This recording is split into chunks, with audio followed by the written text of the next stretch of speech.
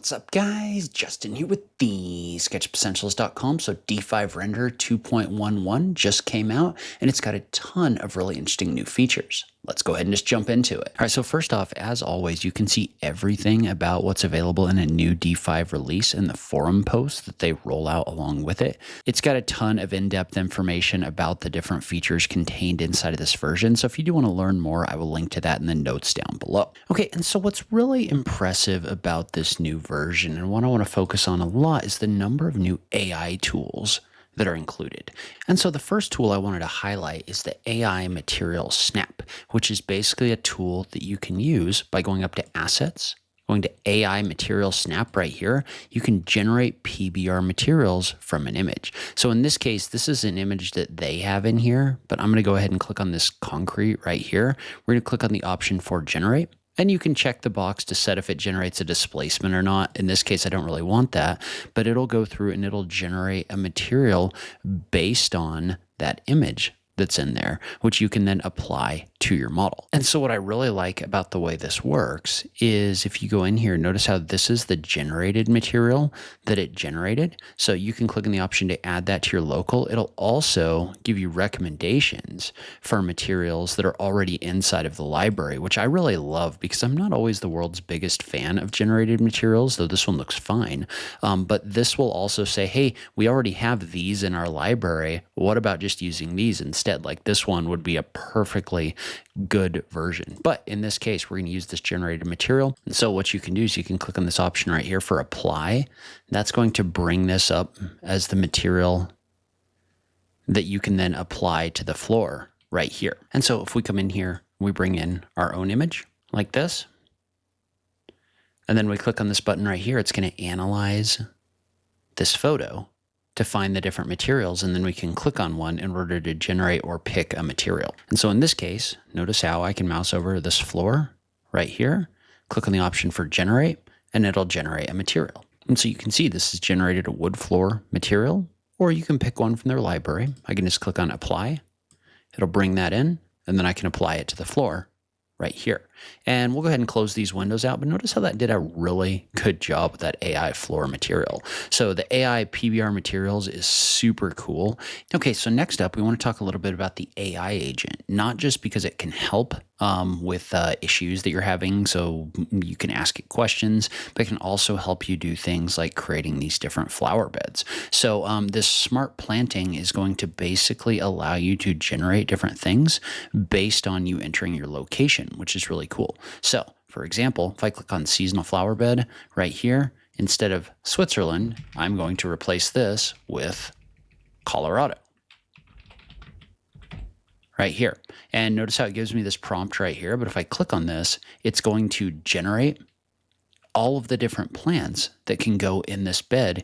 And it's going to set me up where I can place these on the ground right here. So notice how it picks all of these different plants based on your location, which is really cool. If I click on auto scatter right here, we're going to go ahead and we're just going to we'll click on this gravel area right here, and we'll click on create scatter area. And so that's like ridiculous. I mean, that goes through, that scatters these plants in the location that I selected on the material that I selected, but it automatically generated the different kinds of plants and flowers based on my geographical location, and it placed them in this location. Now, I will say I am no garden expert, so I'm kind of taking this a little bit on faith, but just the fact that it automatically set up the scatter areas over here and put them in here in a way that I can actually use them just by me telling it my location is super, super cool. But then on top of that, I can also type in, can you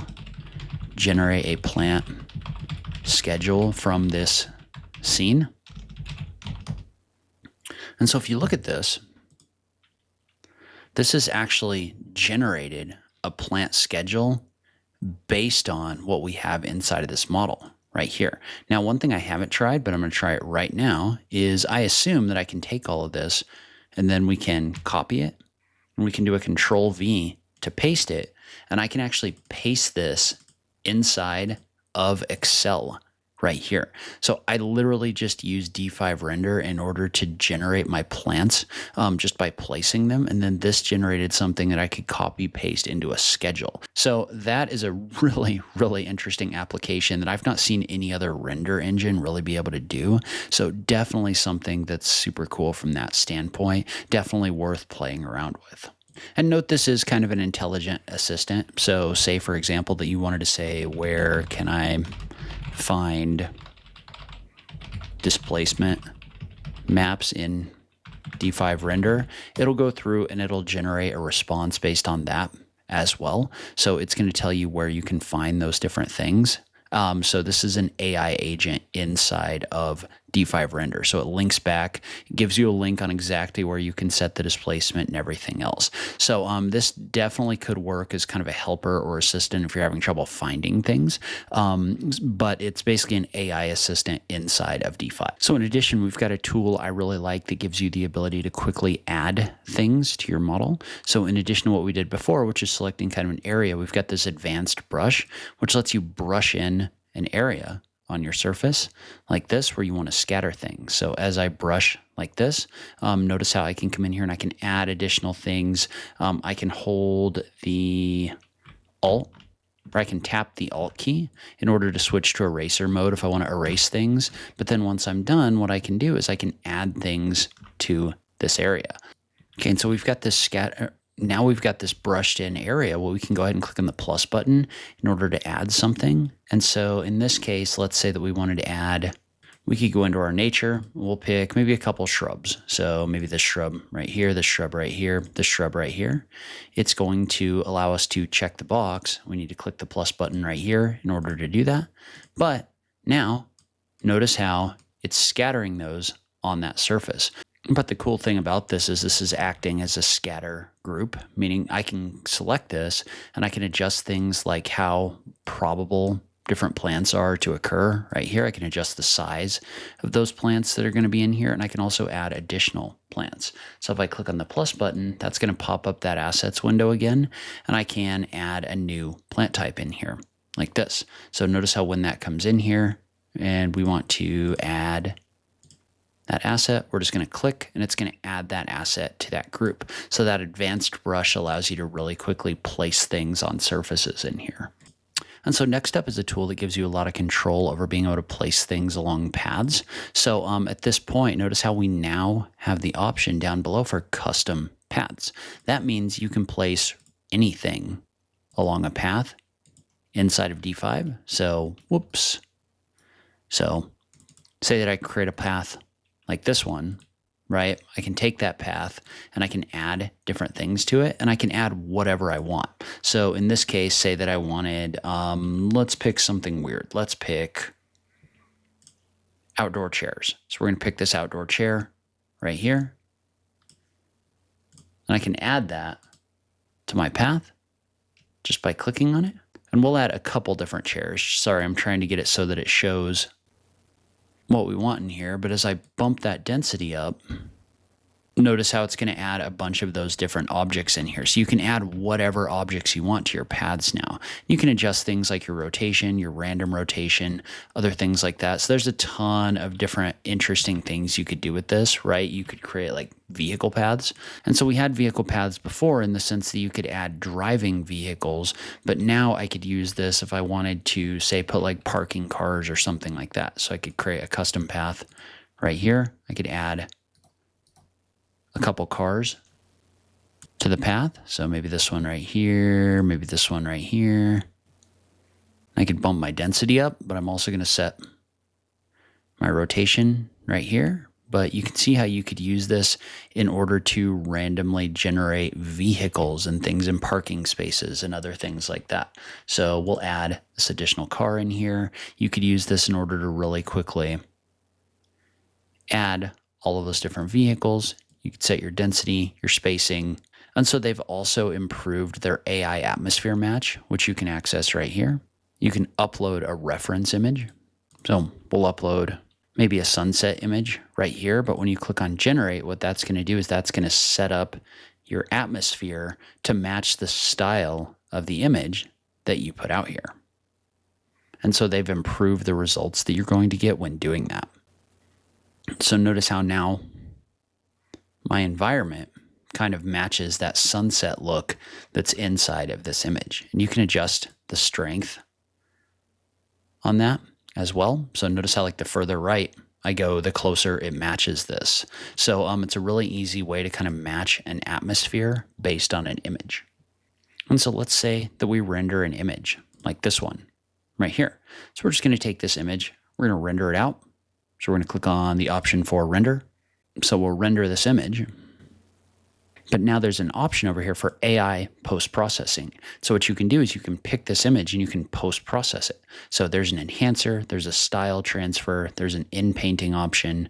But in this case, we're going to look at the AI enhancer right here. We're just going to run this. And the cool thing about this is when it runs the AI enhancer, what it does, and we can go ahead and make this a little bit bigger, is it actually gives you kind of a side-by-side of what the old one and the new one looked like. So you can compare them. That way you can figure out, did this really make my image better or not? But this has been improved where it's going to give you more control over like the texture enhancement and some of the other things in here as well, like the style transfer and the in-painting. And so if you look at this, notice how it's really gone through and it's kind of enhanced that texture. Now, you may or may not like that result depending on what you're trying to do with this, but I think this enhanced image looks significantly better. So they've improved their enhancement tools in this new version. And so next up, the real-time path tracing inside of this engine has been improved, and it's also been made the default global illumination solution. And so basically, I mean, if you look at this, right, if you look at the way this is rendering, notice how you're getting real-time reflections of things in your model, not just your environment, but you can kind of see those chairs that I created as well. You're getting real-time reflections inside of the viewport itself. So this is now using real-time path tracing directly inside of the engine right here, and it's working really well. You do also have the option up under your display to customize your different settings in here for things like your reflection depth, your roughness, other things like that inside of these tabs right here. And so notice how you can come into each one of these views and you can use custom settings for the different views to adjust things like your GI precision, other things like that. But the real-time path tracing in general looks really good. I mean, we're getting like real-time reflections in here, just like this. Notice how sometimes when you move around, right, when you're orbiting like this, notice how it takes a second to bring in some of the reflections off of those car models that I placed out in the field. But overall, this is looking really good in real time inside of the 3D space, which is awesome. And so another thing that's cool about this is they've added the ability to toggle to parallel projection in your camera view. So if you want like straight up and down views, or if you want like elevation views or things like that, you can come in here and you can create those using this tool right here. So say I wanted a total straight on front view like this, you can create a complete parallel projection elevation view of your building using this function right here. And the nice thing about this is you can navigate around inside of perspective mode right here. So let's say that I was to create a camera view over here showing this building. Well, if I was to toggle to, whoops, it's under camera, parallel projection right here. Notice how it maintains your camera location like this. So you can set it up in the parallel projection view, which is a little bit easier to navigate. And then you can set it up in the perspective view, which is a little easier to navigate. And then you can just toggle to this parallel projection view right here. And while we're here, we've got this option for align views. So you can click on align and you can actually mouse over things and click on them in order to really quickly align your camera to those locations right here. And so say you had an isometric of this building right here and you wanted to add some elevations. All you have to do is just go into your scene settings, click on align. And you can just find a wall like this one. I'm going to go ahead and toggle my plants off right here, but you could just save that as a new scene. So you can go through and you can set these up using that align function really quickly. And I love how this just like picks the walls. Like it's very simple. It goes through and it just picks the direction right here and you can just add a new scene like this. So it's really easy to come in here and add that alignment for the different elevation views and other things like that using that new align function.